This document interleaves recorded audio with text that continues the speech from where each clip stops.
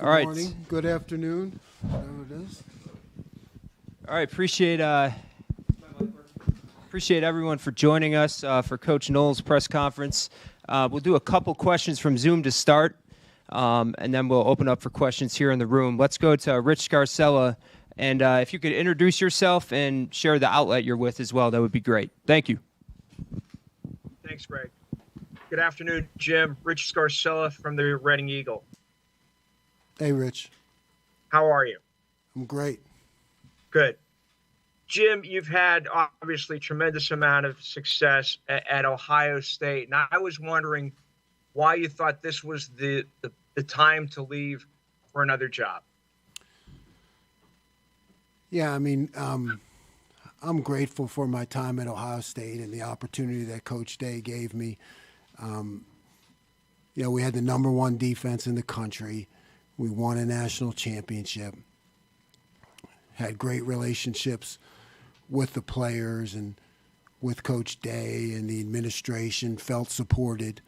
You reach a point in your career where you're given opportunities based on past performance. And, like I've said, Penn State, for me, growing up in inner city Philly was the epitome of college football, when I was a kid. And I was never talented enough to make it to Penn State as a player.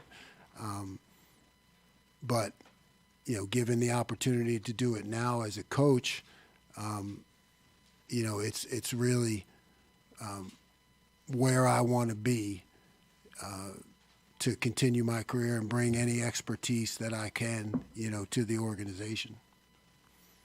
Let's go to Mike Gross with the Lancaster Newspapers. Go ahead, Mike. Mike Gross. Hi, Jim. Mike Gross from Lancaster Newspapers. Hi, Mike. I would ask you to describe your defensive system in ways that go beyond we want to be aggressive, we want to tackle well, we want to be fundamentally sound, all that kind of stuff. Like if somebody who really knows football is watching a Jim Knowles defense on tape, what's he see that sets it apart?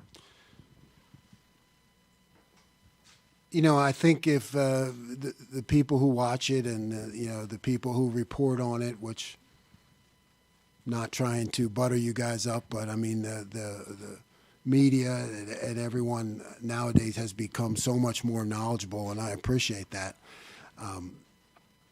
I would think the first thing you're going to see is that we're going to have answers. That's the biggest thing to me, is to make sure that we have answers for the players to be able to succeed, to put them in the right positions, right? I mean, we've all watched football, and you can see where there's a gaping hole or a busted coverage, and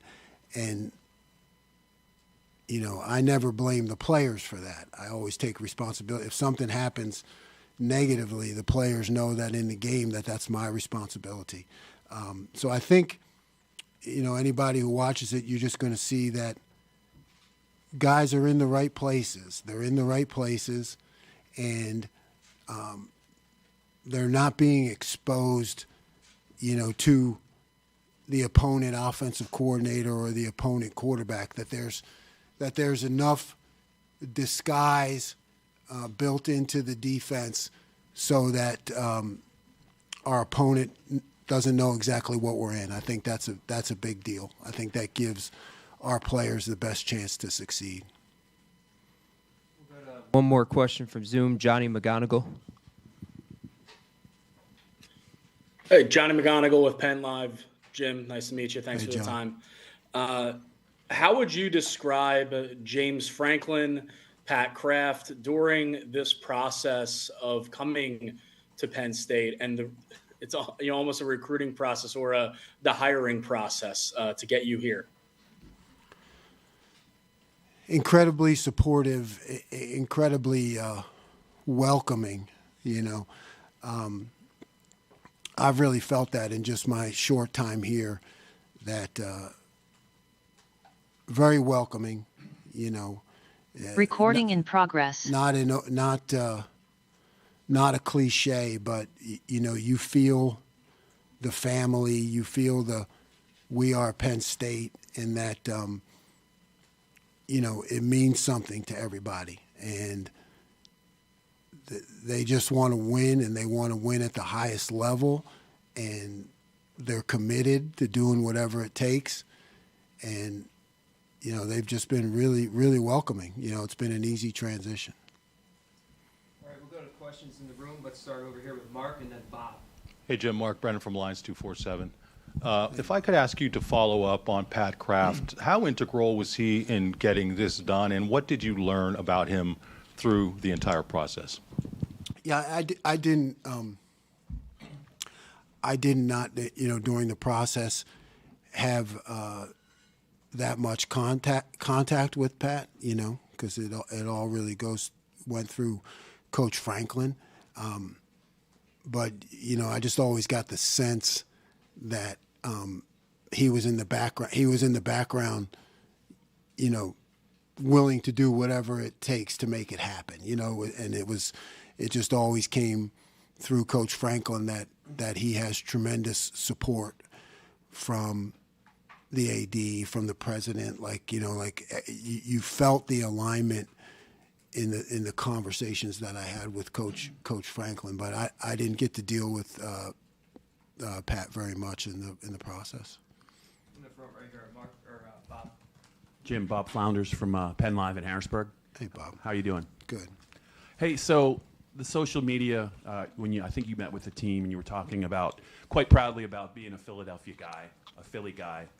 What would you say are kind of the characteristics of being a good Philly guy? And also, how do you think your background from Philadelphia has kind of shaped kind of your football life, helped you? Yeah.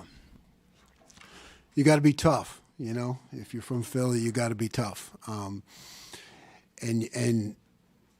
you have a thick skin, and you're willing to take coaching, hard coaching. That, like growing up, the guys that I had as coaches, they were all, cops, firemen, maintenance men, and they were hard on you. They were challenging to you. They preached discipline and hard-nosed football, and you have to be. I think growing up in Philly and under those guys, you have to be willing to accept criticism and respond with toughness.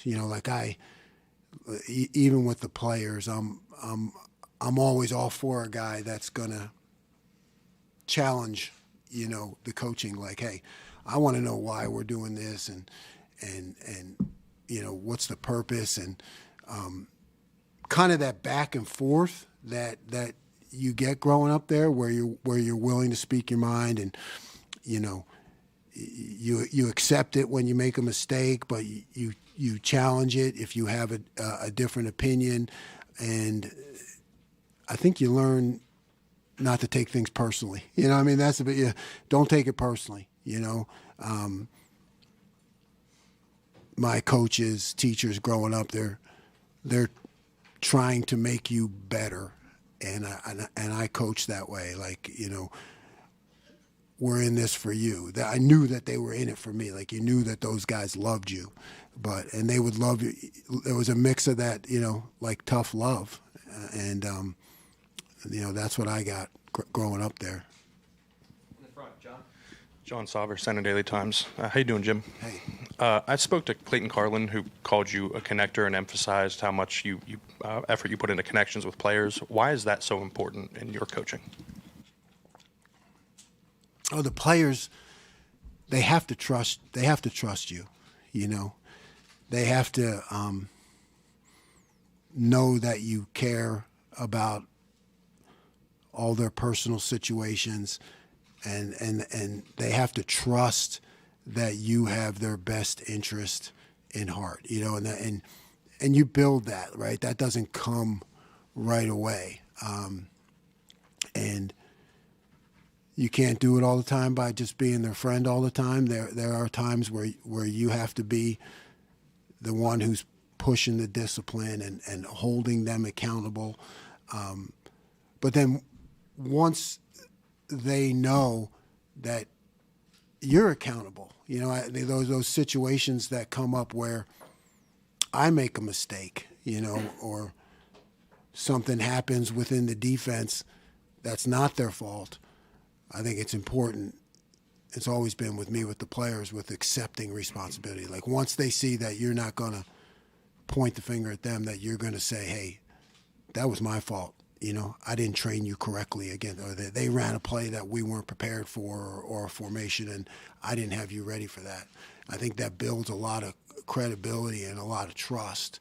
Then, when times get tough, they know that you're going to fix things and you're going to put them in the right positions. You're not just going to say, well, you got to win, you got beat. I don't do that. I want to make sure that they know that I'm going to give them every chance to succeed, and they trust that. In the front, Audrey. Hi, Jim. Audrey Snyder with The Hi. Athletic. Throughout the interview process, what was James's maybe pitch to you on this job, on this position, and what familiarity, if at all, what kind of relationship did you have with him prior to taking this job? Yeah, we knew each other. I had tremendous respect for what he's accomplished here and throughout his career. I think coming from Coach Franklin, and it wasn't really a pitch, but it was something we could openly discuss, is that he has built a culture here that has really emphasized defense. I think he's been an offensive guy, so maybe some people look at him like that. But when you look back at his history, he didn't really have to sell it, but we talked about it because they've had really good defense here. Right, they've been through some different coordinators, but they have always had good defense. So that goes into how you structure your practice plan, how you structure your offense in terms of the tempo of the offense, or I've been around situations where all the offense has done is tried to score as fast as they could, and didn't worry about going 3 and out in 30 seconds, and places that can put a defense at a disadvantage. Well, he hasn't structured it like that here. He has made it conducive to be successful on defense, and you can talk about that, but the proof is in the numbers. Like I said, they've had some various coordinators here recently, and guess what? The defense has still always been pretty good. Front left, Neil. Hey, Jim. I'm Neil Riddell from the Altoona Mirror, and I'm one of the nitwits. What's that mean? That's a compliment. Welcome to State College. I'm just wondering, do you have head coaching aspirations? And the second part is, are you typically coached from the press box, and have they told you where that'll be? Like where the press box is? Is that what you're saying? Yeah. No, I have one aspiration. I'm at that point in my career where you focus solely on the job at hand, and my aspiration is to help Penn State win the national championship and be the number one defense in the country, and that's really all I'm focused on. And that's not just talk. That's the truth. I don't have any aspirations beyond that. I've gone back and forth, but most recently I'd say I spend most of my time in the press box, and that allows me to get the best vision on the action, and with the iPads now and the communication directly to the players, in the helmet, I can still be very connected, and there's a lot more time to think up there. I've worked hard, I guess, on being emotional and challenging in practice, and coaching with an edge in practice, but in the game, that's not my job, you know. And the best place to be in order to think and remain calm and try to stay a couple plays ahead and a series ahead is in the press box. That's just what I've found for myself, is that,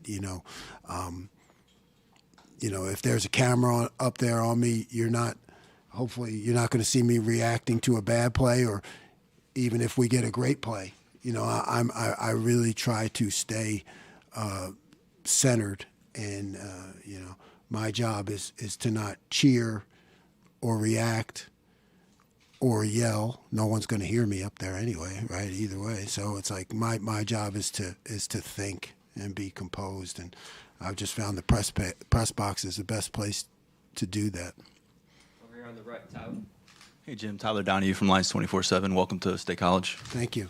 Wanted to ask about a position that's kind of been, I guess, part of your defensive identity, and I think it was called the Leo at one point, Jack more recently, going back to Jason Babin. Speaking with some folks in Columbus, it sounds like they maybe didn't see that position as much as they anticipated when you came to campus a few years ago. Is that a position, do you know what you're going to call it here at Penn State, and do you plan on implementing it perhaps more like you did earlier in your tenure than you did the last few years in Columbus? Yeah, that remains to be seen. I mean, we're going to have to dive into, who the players are and what they do well. I made that decision. We experimented with it a little bit early on when I first got to Ohio State, because it was huge for me at Oklahoma State, because we had those kind of players who really fit it, and it was fairly big at Duke also, and going back to way back to Western Michigan when I first started it. But I guess I learned through that whole process that I really need to evaluate first who the players are here and what they do well. And it's not about what I know, it's about what works best for Penn State. So it could be, I guess that would be my answer. And kind of like I always said when I was there, it's always in my head, and I always have that as an answer, but we got to figure out if it fits first here. Jim, would you mind just telling us the traits that go into that position? Sure, that's a guy who is who can mix it up, both physically but mentally too. Like a guy who I can talk to one-on-one, and I can say, okay, if you see this, do that. If they line up like this, you go over here. It's that guy who is really like an eraser, who I can put in different places based on the game plan. I think it's a great package, particularly if you're undersized, or like I always tell high school coaches, I would run, because you could go and find somebody in the hallway who's not a he's not a DB, he's not a linebacker, he's not a D lineman, but he's just a hell of a football player. It's for those kind of guys who you don't know exactly where they don't fit the standard of any particular position, but they're just guys who are great football players. We all have been around those kind of guys, and you can direct them to do what you want. So it's fun, but we have to see if it fits best here. Front left, Greg. Coach Greg Pickle from Blue White Illustrated. To play off of that, what will the next month look like for you in terms of how long it'll take to evaluate everything and then put your plan together for spring practice, while also getting to know the remaining defensive coaches that are here? Yeah, first of all, shout out to those assistants with Dion and Dex and Terry and Dan, and they've done a great job, because when you can have defense that's upper tier and go through a couple coordinators, that means that the assistants are doing a hell of a job. So shout out to those guys. It's the next month, right? It's literally sitting down step by step, and I'm going to do it differently here than I've probably done it anywhere, in that we're now looking at the things that were done here in the past. I'm learning that, right, because there has been success. So I don't want to come in and just say, this is what I'm going to do. It's not going to be like that here. Coach Franklin's built a great defensive culture. They've had excellent defense here. So I'm going to look at it step by step to see, what we can retain, and then start to teach the guys, hey, this is how I did this and that, and watch some of that, my past film. But we are definitely going to go through a process of meshing the two of them, and that's really it's kind of an excruciating process. That's what football. That's what I love to do. You sit there and tell me why he's doing that. Tell me why he's doing this. How did you guys do this? This is how I did it. And but we're going to mesh the two for sure, because we need to be. I need to be fair to the culture that Coach Franklin's already developed, to the assistants, to the players, right? I mean, if you come into the players and say, hey, we're going to keep this, we can call this the same as you guys called it. This is how I did it, but we want as much carryover as possible, so that the transition is as quick as possible. Back right, T. Frank. How you doing, Jim? Hey. T. Frank Carr, Blue White Illustrated. Kind of going off of that, watching your defense, and you mentioned disguise earlier. It seems like there's not really a beat on what you do from a coverage perspective in terms of lots of different coverages. And Are you saying that just to be, man, that's good. Yeah, that's maybe good. I'm buttering you up, but I'm genuinely curious about, from that perspective, the mental workload on the secondary and the need to know so many different things. Going into what you just talked about of integrating, how important is it to have that balance to you from a philosophical standpoint to be able to do a little bit of everything? Yeah, we're already talking about that. Like, I want to be able to do it all. But we're going to go at the pace of the players, right? I mean, always work with the assistants closely on that. Like, hey, I want A to Z, and I want it in by the time spring ball starts. That's not going to happen, And then, the assistants, though, we had that talk today. Hey, you tell me if I start to put in too much that we need to dial back, So you need to get A right, then you go to B, then you need to go A, B, then you go to C, then you go A, B, C. It's just so we got to go at the pace of the players, not at my pace, because I'm not the one making the plays out there. Second row, left, Mike. Very good. Very good, Jim. Mike Corman, StateCollege.com. Given your last couple years at Ohio State and your success against Penn State's offense, how much is X's and O's versus Jimmy's and Joe's? And then at what point and how do you share that, what you've learned with Andy about Penn State's offense?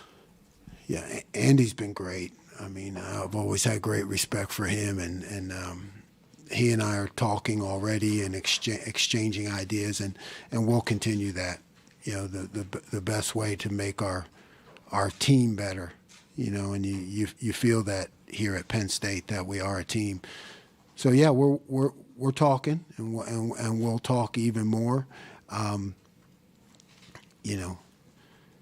Jimmy's and Joe's versus X's and O's. I can tell you're an old timer. I haven't heard that one in a while, but I mean that's what people say, right? And to me, it's just a constant balance. You are. I don't ever believe that you can just line guys up and be simple and just say, well, we're just gonna out athlete you. I think that doesn't give your players the best chance for success. But it is a balance, right? It is a balance with how can I do enough that keeps the opponent off balance while also not hindering the athletic ability of the guys to play fast and make plays. So those are the things that keep me up at night. It's like how much can I do before I lock a guy up into thinking too much? And if they're thinking too much, then I haven't done a good job. But we'll just take it step by step. Back right, Andrew. Coach, up here on the podium, Andrew Clay, WTAJ and Nittany Nation.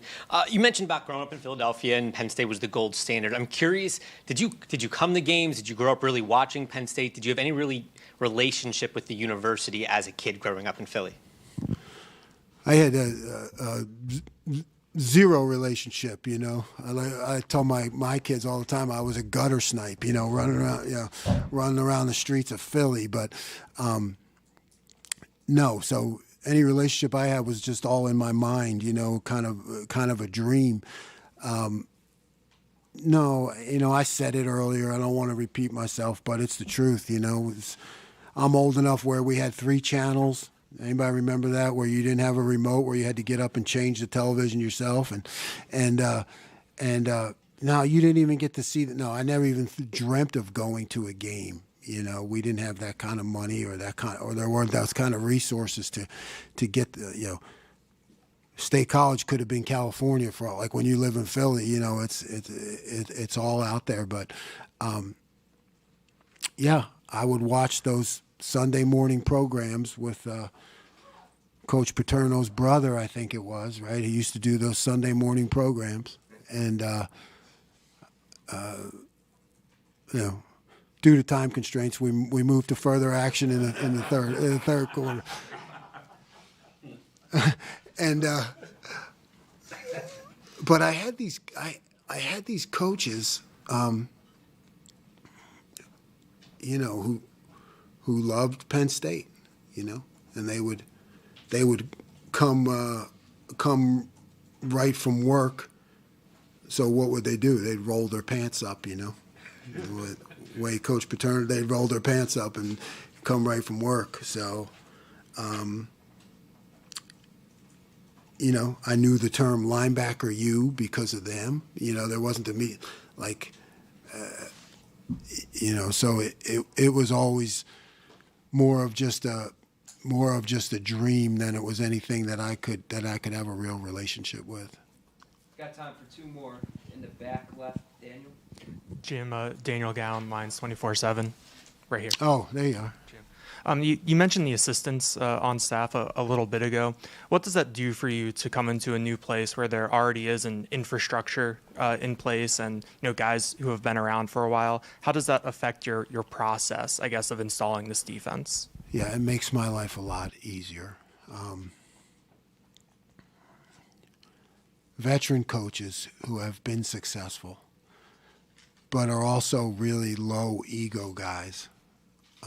And I've talked to all of them, and it comes through like, hey, we just want what's best for Penn State, and we want what's best for our players. And, you know, and that allows for a free exchange of ideas, you know, where everybody's free to say what they want and what worked and what didn't and what could make us better. But it makes the whole process a lot easier working with these guys that Coach Franklin has here, and how much they love the school and they love the program, and they just want to do what's best. Last question in the back there, Mark. Hi, Jim. Excuse me. My name is Mark Wogenrich from Penn State on SI.